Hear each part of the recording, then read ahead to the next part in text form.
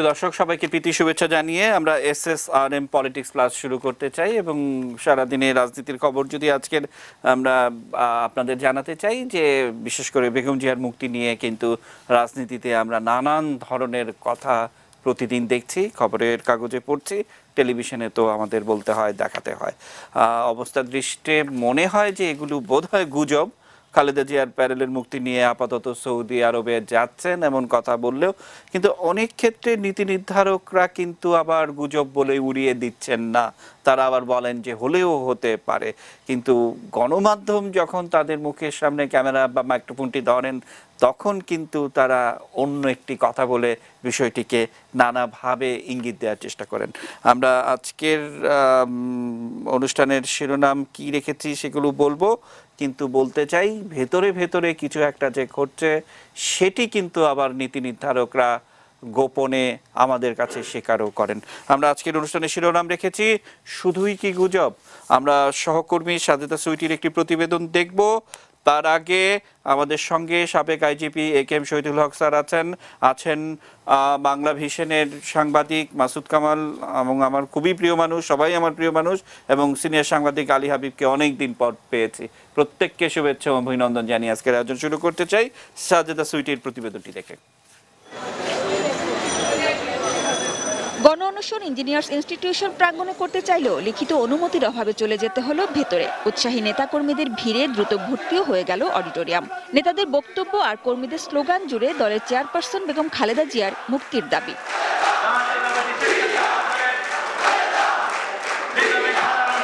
কর্মীদের সঙ্গে দূরত্ব ঘোচানো ও ক্ষোভ প্রশমনের চেষ্টা ছিল নেতাদের কণ্ঠে। বারবারই একতার দোহাই, আহ্বান। আমরা যদি আত্মবিশ্বাসে বলিয়ান হয়ে সাহস নিয়ে ঐক্যবদ্ধভাবে আমাদের দলকে আরো সুসংগঠিত করে আমরা ঘুরে দাঁড়াই, ইনশাল্লাহ জনগণ আমাদের পিছনে আসবে। আইনজীবী হিসেবে আপনাদেরকে বলছি যে আইনি প্রক্রিয়ায় বেগম খালেদা জিয়াকে দ্রুত মুক্ত করা সম্ভবপর হবে না। বেগম জিয়ার প্যারোলে মুক্তি নিয়ে সাম্প্রতিক জোরদার আলোচনার রেশ যথারীতি এখানেও। দলটির নেতারা জানালেন প্যারোলে আপত্তি তাদের। আমরা বলছি যে তাকে নিঃশর্তভাবে মুক্তি দিতে হবে। আমরা কোনো প্যারোলের কথা বলিনি, আমরা খুব পরিষ্কারভাবে বলেছি যে জামিন পাওয়াটা তার অধিকার। কারণ যে মামলায়, মিথ্যা মামলায় তাকে জোর করে সাজা দেওয়া হয়েছে, সেই মামলায় অন্যান্য ব্যক্তিরা তারা সবাই কিন্তু জামিনে রয়েছেন।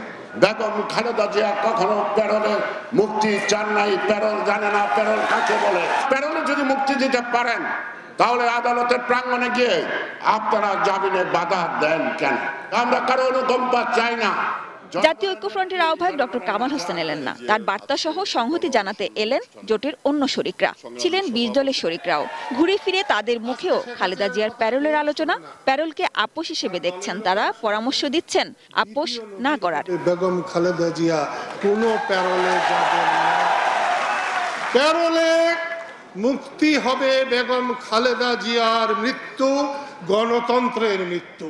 আমরা যে 7 দফার ভিত্তিতে ঐক্যফ্রন্ট গড়ে তুলেছিলাম তার 1 নম্বর দাবিতে বেগম জিয়ার মুক্তির কথা ছিল। আমাদের কারো বিভ্রান্ত হবার সুযোগ নেই। কর্মীদের চাওয়া বেগম জিয়ার মুক্তিতে কঠোর কর্মসূচি, কিন্তু তাদের বেশিরভাগ চাওয়ার মতো এটিও অপূর্ণই থেকে গেল দিন শেষে। সকাল 10:30 থেকে বিকেল 4টা পর্যন্ত চলা গণ অনশন ভাঙালেন বিএনপি শুভাকাঙ্ক্ষী বুদ্ধিজীবী অধ্যাপক doctor Emajuddin Ahmed. Sajeda Sweety, ATN news, Dhaka. Masud Kamal, আপনাকে দিয়ে শুরু করতে চাই, এবং এই অনুষ্ঠানে যারা উপস্থিত ছিলেন আজকে তারা কিন্তু অনেক ইন্টারেস্টিং তথ্য আমাদেরকে দিয়েছেন, এবং আমরা বিএনপি সিনিয়র নেতৃবৃন্দের বক্তব্য প্রত্যেকে কে কী বলেছেন সেটি যদি বিশ্লেষণ করি তাহলে কিন্তু বিষয়টি অত্যন্ত ইন্টারেস্টিং। যেমন মওদুদ আহমেদ বললেন যে আইনি প্রক্রিয়ার মুক্তির সম্ভাবনা তিনি খুব কম দেখছেন। মানে আমরা যতটুকু খোঁজখবর জেনেছি, এবং অন্যদিকে খন্দকার মোশাররফ বলেছেন যে জনগণ যদি ঘুরে দাঁড়ায় তাহলে আন্দোলনের মাধ্যমে তাকে মুক্তি করতে হবে। আবার গয়েশ্বর বলছেন যে আসলে প্যারোল কি তিনি সেটি জানেন না। অর্থাৎ একেবারে মনে হচ্ছে যে হোমওয়ার্ক ছাড়া, কিন্তু ভেতরে ভেতরে যারা সমন্বয় করছেন বিষয়গুলো তারা কিন্তু আবার আজকের অনুষ্ঠানে ছিলেন না। সব কিছু মিলে আপনি কিভাবে দেখেন?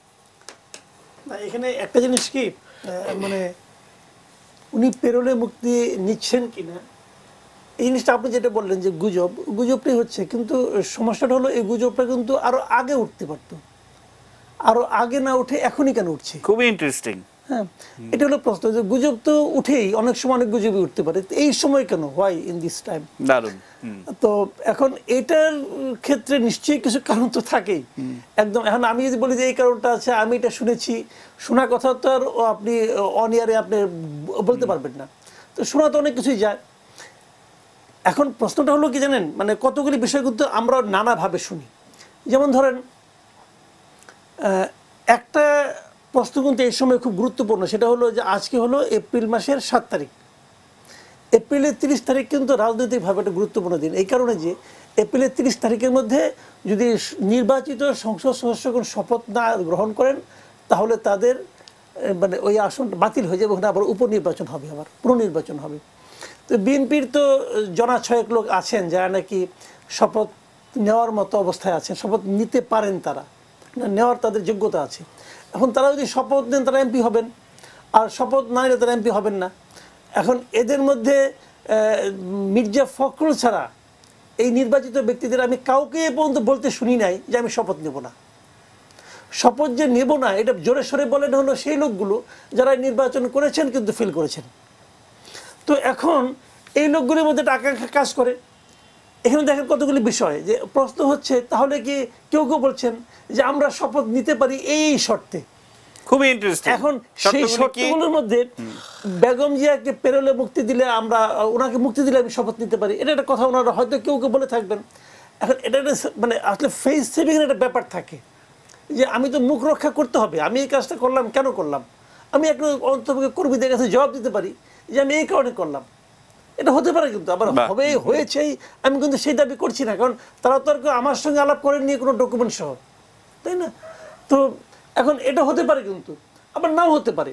এখন যারা কথা বলছেন না মুক্তি হবে না, হতে পারে না, কোনো শর্তেই মুক্তি হবে না, একমাত্র মুক্তি হবে আইনগত শর্তে, যারা বলেন ওনারা সবাই নির্বাচনে অংশ নিয়ে ফেল করেছেন, ওনাদের এক্ষেত্রে কোনো কিছু করার নাই। এখন ওনারা সবসময় চাইবেন ওই সরি ফর মাই ল্যাঙ্গুয়েজ, যে ল্যাঙ্গুয়েজ আমি বলতে যাচ্ছি এটা হলো অনেকটা ওই লেজ কাটা শিয়ালের মতো। ওনার কোনো কারণে লেজ কাটা পড়েছে, এখন উনি প্রচার করার চেষ্টা করছেন যে লেজ না থাকলে কী কী সুবিধা হয়। এটাও হতে পারে। তবে আমি ব্যক্তিগতভাবে মনে করি যে কি হবে না হবে এটা একদম হয়তো আমি দৃঢ়ভাবে বলতে পারবো না, কিন্তু এই ধরনের একটা সম্ভাবনা কিন্তু তৈরি হয়েছে যে তারা নির্বাচনে অংশ তারা সংসদে যোগ দিতে চান, এবং সংসদে বিএনপির যারা নির্বাচিত হয়েছেন তাদের যোগ দেওয়ার পেছনেও কিন্তু অনেক জোরালো অনেক বক্তব্য আছে। জোরালো বক্তব্য ওনারা হয়তো অনেকে বলেন যে জনগণ তো আমাদেরকে ভোট দিয়েছে, জনগণ তো আর দলকে না ব্যক্তি হিসেবে আমাকে ভোট দিয়েছে, তো আমি সংসদে তাদের পক্ষে কথা বলবো, এলাকার জন্য কথা বলবো, অথবা আইন প্রণয়নের সহায়তা করবো, এবং বৃহত্তর অর্থে যদি নেত্রীর মুক্তির প্রশ্ন ওঠে সেটা নিয়েও ওখানে কথা বলার একটা সুযোগ থাকবে। এ ধরনের একটা ব্যাপার তো আছেই, তারাও চান। এখন শেষ পর্যন্ত কি হবে না হবে এটা দেখার জন্য আমার মনে হয় যে 30 তারিখ পর্যন্ত আপনি অপেক্ষা করতে পারেন, এবং সেই অপেক্ষাটা, এবং আজকে গাফফার চৌধুরীর একটি লেখা বের হয়েছে, সেই লেখায় কিন্তু তিনি এক্স্যাক্টলি এই ইঙ্গিতটাই দিয়েছেন যে 30 তারিখ পর্যন্ত অপেক্ষা করতেই হবে। এটি একটি দিক। আলী হাবিব, আপনার কাছে যাব। ব্যারিস্টার মওদুদ আহমেদের বক্তব্য আমরা শুনলাম, তিনি বলছেন যে আইনি প্রক্রিয়ায় বেগম জিয়ার মুক্তি হবে না, তিনি বুঝে গেছেন এবং আজকের অনশন কর্মসূচিতে তিনি বলেছেন। কিন্তু এই ব্যারিস্টার মওদুদই তিনি বলেছিলেন নির্বাচনের আগে খালেদা জিয়াকে কারাগারে আবদ্ধ রাখলে প্রতিদিন 10 লাখ ভোট বিএনপির পক্ষে বাড়ে। কিভাবে দেখেন? হ্যাঁ, প্রতিদিন 10 লাখ ভোট বিএনপির পক্ষে বাড়ে যে কথাটা আপনি বললেন, সেটা যে বাড়েনি সেটা নির্বাচনের ফলেই দেখা গেছে। আজকে শুধু ব্যারিস্টার মওদুদ আহমদ না, এখানে বিএনপির বা অন্য দলের যারাই কথা বলেছেন তাদের প্রত্যেকের কথার মধ্যে এক ধরনের হতাশার সুর ছিল, এবং আমার কাছে মনে হয়েছে তারা যে কোনোভাবেই হোক একটি নতুন পথ খুঁজে বের করার চেষ্টা করছেন, খুঁজে বের করতে পারছেন না। সেই জায়গাটাতে দাঁড়িয়ে এসে এখন যখন বলছেন তারা যে আইনগতভাবে তার মুক্তির কোনো সম্ভাবনা নেই, এবং ব্যারিস্টার মওদুদ কথাটা বলছেন, তিনি আইনজীবী হিসাবে কথাটা বললেন যে আইনগতভাবে মুক্তির কোনো সম্ভাবনা নেই। এখন তাহলে তাদেরকে তো একটা অন্যরকম ভাবে কিভাবে মুক্ত করা যায়, মানে আইনগত সম্ভাবনা নেই। আবার পাশাপাশি দাঁড়িয়ে মির্জা ফখরুল ইসলাম বলছেন যে জামিন পাওয়াটা তার অধিকার এবং তাকে জামিন দিতে হবে। মানে এই যে পরস্পর বিরোধী কথাবার্তাগুলো, এবং সেগুলিই কিন্তু গণমাধ্যমে প্রকাশিত হয়, সেগুলি প্রতিদিন আমরা headline, second headline, third line এরকম আমরা করি। কিন্তু কথা হচ্ছে যে মানুষ কি মেসেজ পায়, কার্যত এর থেকে কিছু শিক্ষণীয় আছে কিনা বা বেরিয়ে আসে কিনা। এখানে যে জিনিসটা দেখার সেটা হচ্ছে যে একটা রাজনৈতিক দল হিসাবে সাংগঠনিক যে জায়গাটি থাকা দরকার, সবার মধ্যে বোঝাপড়ার যে জায়গাটি থাকা দরকার। আপনি যদি আজকে তারা যে কথাগুলো বলেছেন, বিএনপির নেতাদের কথাটাই যদি ধরেন, জাতীয় ঐক্য ফ্রন্টের কথাটাই যদি ধরেন, আর ওই 20 দলীয় যে তাদের যে ফ্রন্টটি আছে সেটাও যদি নেন, আপনি দেখবেন যে প্রত্যেকের কথা আলাদা। অর্থাৎ এখানে কথা বলতে আসার আগে তারা নিজেদের মধ্যে কোনো রকম কোনো বোঝাপড়া তৈরি করেন। জি, আমরা একটু স্যারের কাছ থেকে শুনে আসতে চাই। স্যার, বিষয়টা হচ্ছে যে প্যারোল কি তিনি জানেন না, নানান ধরনের কথা, সেগুলো ওটা মেঠো বক্তৃতা হিসেবে আমরা শুনতেই পারি, হতেই পারে। কিন্তু এই বিষয়টি এসছে বিশেষ করে বঙ্গবন্ধু শেখ মুজিব মেডিকেল বিশ্ববিদ্যালয়ে চিকিৎসা নিয়ে যে ধরনের একটা জটিল এবং অস্থিতিশীল পরিস্থিতি তৈরি হয়েছিল, সেটি কিন্তু নিরসন হয়েছে। সেখানে আলাদা 2টি কেবিন বেগম জিয়ার নামে বরাদ্দ রয়েছে এবং সেখানকার চিকিৎসা নিয়ে তিনি সন্তোষ প্রকাশ করেছেন এবং সামগ্রিকভাবে আরও বেশ কয়েকটি বিষয়ে তিনি ইতিবাচক ইঙ্গিত দিয়েছেন। অর্থাৎ ঘুরে ফিরে কিন্তু আবারও সেই গুজবের কথা আমরা বলছি যে সেটি সত্য হলেও হতে পারে। সবকিছু মিলে আপনি কি দেখেন? আপনাকে ধন্যবাদ। প্যারোলের যে গুজবটা উঠছে, গুজবটা যদি গুজবই হয়, নিশ্চয়ই কেউ না কেউ ছেড়ে দিয়েছে। বা মাসুদ কামাল যেমনটা বলতেছে যে এই মুহূর্তে গুজবটি উঠলো কেন, সেটা তো আগে উঠতে পারতো বা আরো পরে উঠতে পারতো। কাজে যারাই গুজবটা ছেড়ে দিয়েছে তারা তো একটা বিশেষ উদ্দেশ্য নিয়ে ছেড়েছে, যেই ছেড়ে থাকুক যদি গুজব হয়ে থাকে।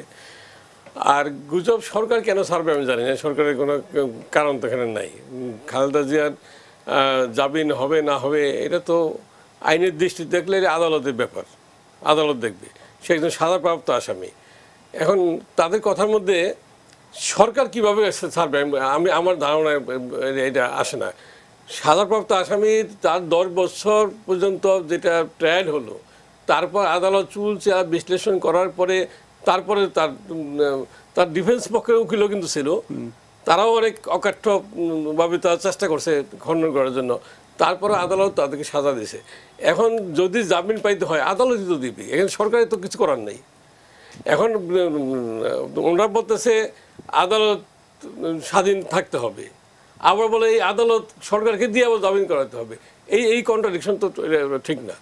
কাজে এখন প্যারোলে যেতে হলে তো আসামির পক্ষ থেকে আবেদন আসতে হবে যে আমি প্যারোলে যেতে চাই, এই সার্কামস্টেন্সে আমাকে প্যারোল মঞ্জুর করুক। গভর্নমেন্ট তখন কিছু টার্মস অ্যান্ড কন্ডিশন দিয়ে তাকে প্যারোল দিতে পারে, গভর্নমেন্ট এরিয়া ইচ্ছা। কিন্তু এখন তাদের মধ্যে কথার মধ্যে নানা রকম কথা তারা বলছে, তার নিজেরই বিভ্রান্ত সৃষ্টি করতেছে। কাজে আমার মনে হয় যে এইটার মধ্যে আরেকটা পলিটিক্স করতেছে, কোনো একটা বিশেষ উদ্দেশ্য নিয়ে, যেটা আমাদের মাসুদ কামাল সাহেব যেটা বললেন যে এখন কেন যে 30 তারিখের মধ্যে এই যে 6 জন বিএনপির যে এমপি নির্বাচিত হয়েছেন তাদের শপথটা এখন তো ঝুলে আছে। অধিকাংশই তো আমরা প্রত্যেক দেখছি, অধিকাংশই কিন্তু শপথ করতে চান, শপথ নিতে চান। তারা তাদের এলাকার জনগণের ম্যান্ডেট নিয়ে আসছেন, তা নিতে চান, এটি স্বাভাবিক, তারা ভোটের মাধ্যমে আসছে। কাজে এই যে পরিস্থিতি, এইগুলি সব কিছু একটা তালগোল পাকিয়ে বিএনপি কি তার কি লাভ হবে আমি জানি না। কিন্তু আমি মনে করি সরকারের যে অবস্থান, সরকার যেটা বলতেছে যে তার জামিনের ব্যাপারটা আদালতের এখতিয়ারভুক্ত, এটাই ঠিক। স্যার, আমাদের মাসুদ কামাল কিন্তু আরেকটি ইন্টারেস্টিং কথা বলেছেন এবং তিনি বলেছেন যে আসলে যে শিয়ালের লেজ কাটা যায় এবং লেজ না থাকার যে সুবিধা অসুবিধা সেগুলিও কিন্তু বিশ্লেষণ চলছে। এইটা নিয়ে আপনার মন্তব্য শুনবো, আপনি ভাবতে থাকুন। মাসুদ কামালের কাছে আবার যেতে চাই, আমি শুধু একটু প্রশ্নটা করে রাখতে চাই যে এই যে 30শে এপ্রিলের একটা বিষয় কিন্তু আছে, আবার ওই 10 লাখ ভোটার প্রতিদিন যেটি বাড়ছে, তাহলে ঝুঁকি নেওয়ার বিষয়টা তো সরকারই প্রথম ঝুঁকি নিল, বেগম জিয়াকে আটকে রেখে বা আইনের মাধ্যমে যা কিছুই বলি না কেন, তাহলে তো এতদিনে অনেক ভোট টোট হয়ে অনেক কিছুই হতে পারতো, তাই তো? সরকারের তো এই মুহূর্তে ঝুঁকির কিছু নাই, তাহলে সরকার কেন এটি নিয়ে এত কিছু করবে? এটি আমার একেবারে বোকার মতো একটি প্রশ্ন। আপনি ভাবতে থাকুন, আমরা ছোট্ট একটি বিরতি নিয়ে আপনার উত্তর শুনবো। নিচে ছোট্ট বিরতি, এটি নিউজের সঙ্গেই থাকুন।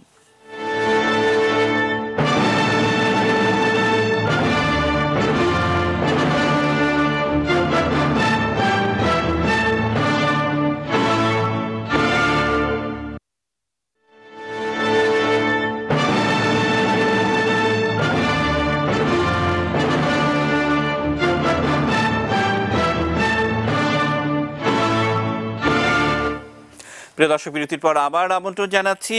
শুধুই কি গুজব আমাদের আজকে শিরোনাম। মাসুদ কামাল, বিরতির আগে প্রশ্ন আপনার কাছে ছিল, সরকারের যখন ঝুঁকির সময় ছিল সেই সময়টা সরকার পার করে এসছে, এখন আর সরকারের খুব বেশি এই বিষয়ে আগ্রহ থাকার কথা নয়, কিভাবে দেখেন? না, আসলে আগ্রহ অনাগ্রহ বিষয়টা এখানে ওভাবে নয়। বিষয়টা হলো কি, সরকার তো কি চাইবে, সরকার চাইবে দেশে এমন একটা পরিস্থিতি তৈরি করতে যাতে ওনারা যা করতে চান সেই কাজগুলো ওনারা নির্বিঘ্নে করতে পারেন, এই তো সরকার চাইবে, তাই না? তো এখন সামনে সরকারের সামনে কি, সামনে তার কিছু উন্নয়ন, কিছু কর্মকাণ্ড আছে, কিছু এজেন্ডা আছে, এই এজেন্ডাগুলো বাস্তবায়ন করতে চান। আবার পাশাপাশি ওনারা আরেকটা জিনিসও চান, সেই জিনিসটা হলো যেন বহির্বিশ্বে কেউ না বলে যে এই সরকার গণতান্ত্রিক নয়, এটাও ওনারা চান। তো এখন এই দুইটা চাওয়ার ক্ষেত্রে এই প্যারোলে দেওয়া না দেওয়ার কিন্তু কোনো সম্পর্ক নাই। আরেকটা জিনিস আপনি আমাকে বলেন, আপনি কি প্যারোলে থেকে কি দিবেন? প্যারোল জিনিসটা কি? প্যারোল তো আপনার কোনো জামিন না। বা খুব ইন্টারেস্টিং যেটা গয়েশ্বর বললেন যে প্যারোল কি তিনি সেটা জানেনও না, মানে প্যারোল কি কোনো বস্তু? না না, এটা না জানার কিছু নেই তো ভাই, এটা সবাই জানে, না জানার কি আছে? এটা খুব একটা সহজ জিনিস। যে ধরেন উনি এটা বলে উনি মানে কি প্রমাণ করে জানেন আমি বুঝি না, কিন্তু এটা তো না জানার কিছু নাই, এটা তো অনেকে সবাই জানে যে জিনিসটা একজন লোক জেলে আছেন, ওনার কোনো একটা সুনির্দিষ্ট কারণে, ধরেন ওনার কেউ মারা গেছে, তার জানাজায় আসতে হবে, অথবা শেষ দেখা দেখতে হবে, অথবা কোনো একটা খুব গুরুতর একটা ব্যাপার আছে যে বাইরে যেতে হবে চিকিৎসার জন্য।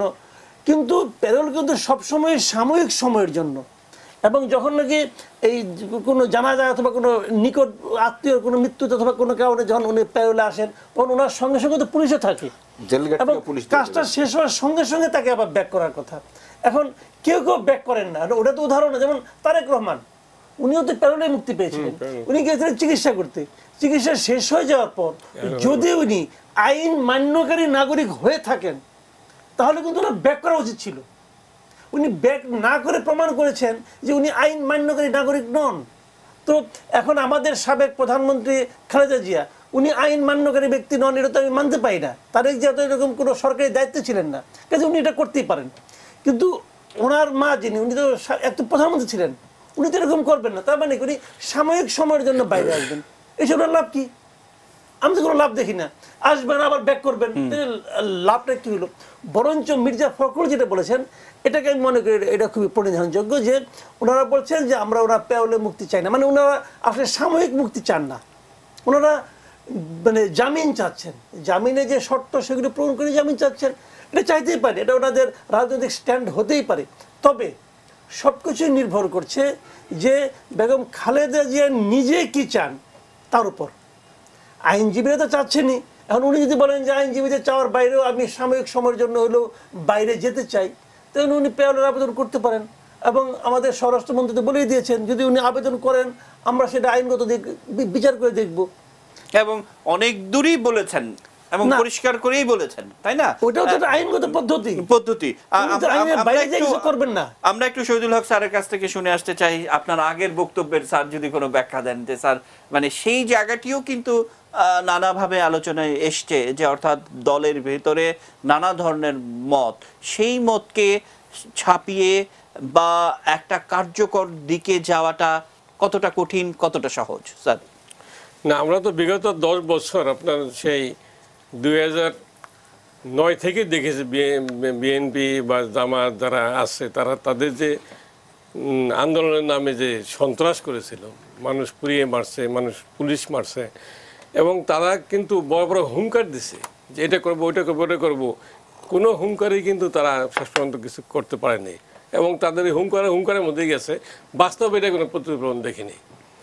এখন আপনার যেটা আমাদের মাসুদ কামাল সাহেব বললেন, যে এটা উদাহরণ দিলেন যে লেজ কাটা শিয়াল, তো এটা ওই লেজ থাকলেও লেজের পক্ষে অনেক যুক্তি দিতে পারে, ও লেজ না থাকলেও ওই না থাকার পক্ষে অনেক যুক্তি দিতে পারে। এখন যারা নির্বাচনে জয়ী হয়েছে তারা তো নির্বাচন সংসদে যাওয়ার জন্য অনেক ধরনের যুক্তি দিতে পারে। সুলতান মনসুর সাহেব যদি নির্বাচিত না হইতো, দেখতেন এখন তার কি হুঙ্কার হইতো সংসদ না যাওয়ার, মোকাব্বির সাহেব যদি নির্বাচিত না হইতেন তার কি হুঙ্কার দিতেন, আর যদি মাহমুদ মান্না সাহেব যদি নির্বাচিত হইতেন দেখতেন তার সংসদে যাওয়ার জন্য কিভাবে হুঙ্কার দিতেন। এতে এটা আমি কনফার্ম, খুবই ইন্টারেস্টিং আমার জানা আছে। এখন আমি মনে করি যারা নির্বাচিত হয়েছেন, জনগণ যাদের ভোট দিয়েছেন, তাদের পার্লামেন্টে না যেয়ে কোনো কারণ নেই। তাদের উচিত হবে, তাদের প্রজ্ঞা যদি তাদের থাকে, তারা পার্লামেন্টে অংশগ্রহণ করে এই যে তাদের কথাগুলি, তাদের দাবি, এটা পার্লামেন্টেই বলা উচিত। মির্জা ফখরুল ইসলাম সব যদি পার্লামেন্টে যায়, পার্লামেন্টে আমি তো প্রাণবন্ত হবে, তাই না? মাননীয় প্রধানমন্ত্রী হচ্ছে একটা শক্তিশালী বিরোধী দল থাক। এখন 100 লোক থাকলেই শক্তিশালী হবে না 5 জন থাকলে শক্তিশালী হবে, এটা বড় কথা। এখানে হলো তাদের কথা বলা। এখন এখানে তো মল্লযুদ্ধ হবে না, যেমন লোক যদি এমপি সংখ্যা আমার বেশি হয় তাহলে আমি মারামারি করবো। এখানে তো যুক্তিতে কথা বলবে, তার সংসদের কার্যক্রমে আসবে। কাজেই ওনাদের সব কথাগুলি যদি পার্লামেন্টে আসে, এটা একটা লেজিটিমেট একটা কভারেজ পাবে, তাই না?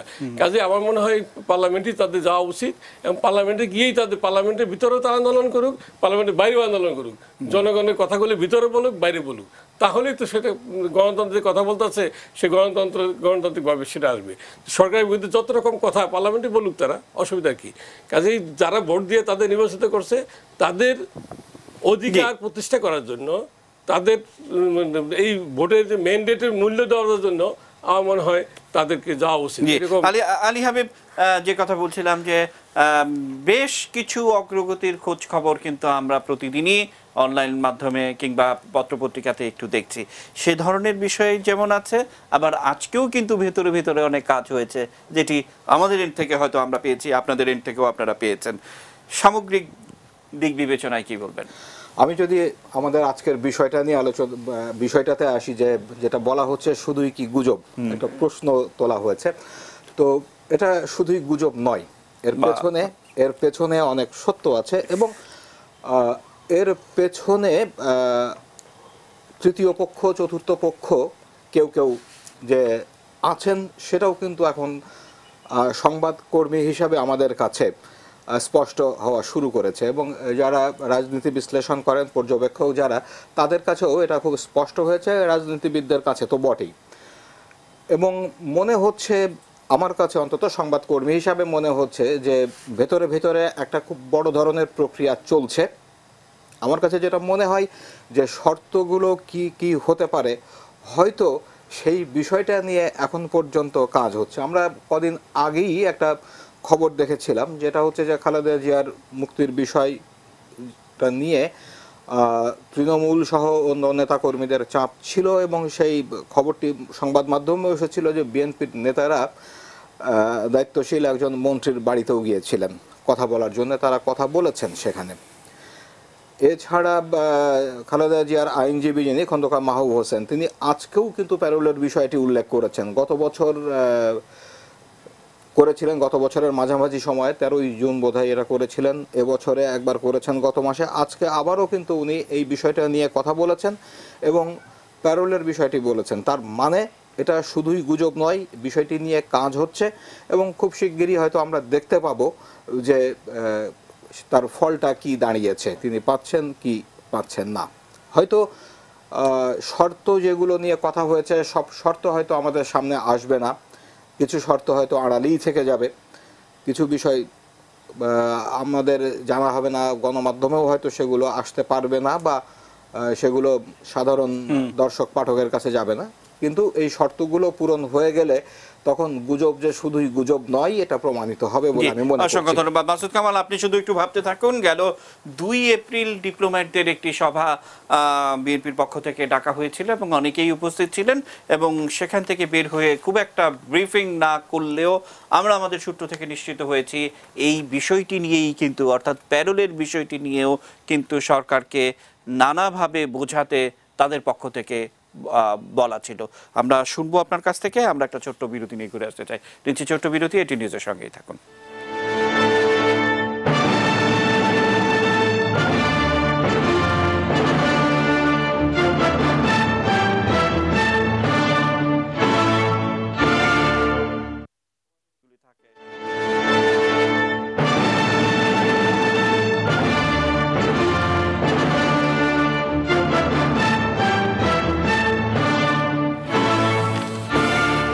প্রিয় দর্শক, আমরা অনুষ্ঠানের একেবারে শেষ ধাপে চলে এসেছি। সবাই একবার করে সুযোগ পাবো।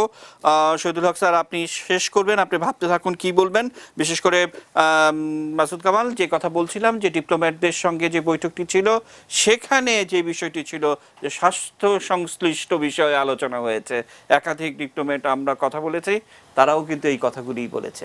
একটু ইঙ্গিতে কথাবার্তা না, বিষয়গুলো হলো জানেন, নানাভাবে তো চেষ্টা হচ্ছে এবং চেষ্টাটা তো হবেই যে কিভাবে কোন প্রক্রিয়ায়।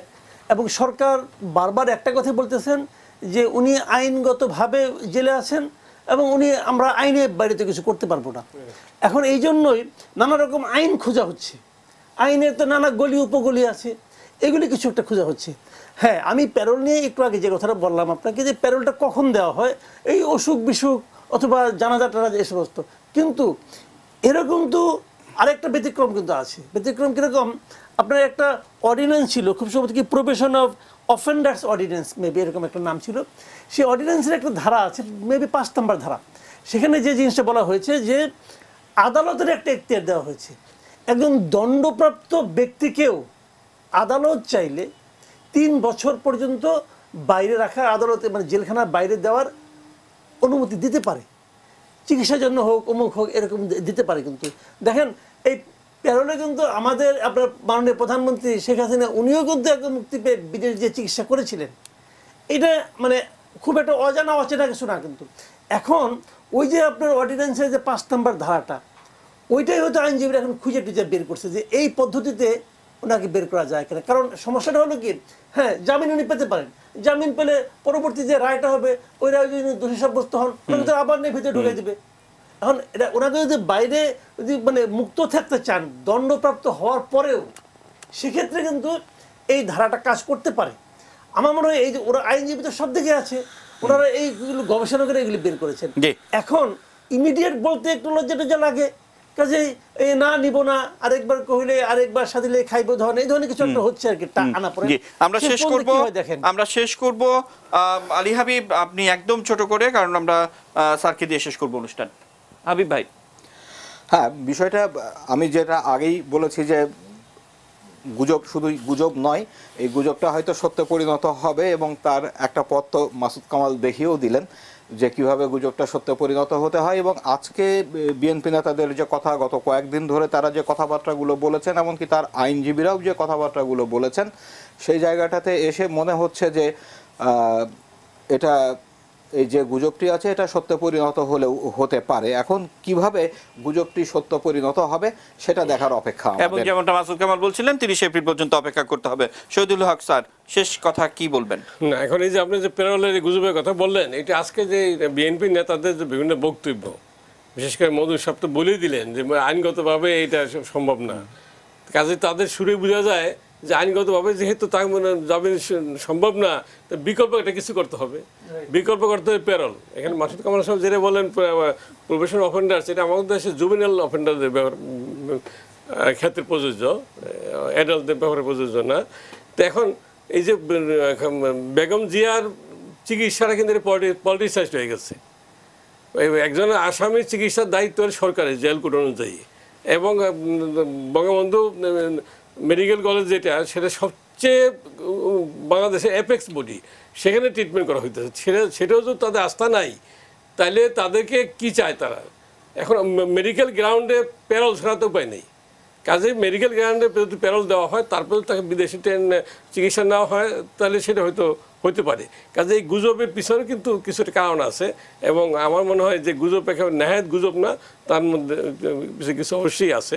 যাই হোক, যদি প্যারোলে সে মুক্তি পায়, ট্রিটমেন্টের জন্য বিদেশে যায়, এটা তাদের চাহিদা অনুযায়ী তো হয়, সরকার হয়তো বিবেচনা করতে পারে। জি স্যার, অসংখ্য ধন্যবাদ। প্রিয় দর্শক, আমাদের শিরোনাম ছিল শুধুই কি গুজব। এই অনুষ্ঠানটি আবারও পুনঃপ্রচারিত হবে রাত 3:15 এবং সকাল 8:15। দেখার আমন্ত্রণ জানিয়ে শেষ করতে চাই।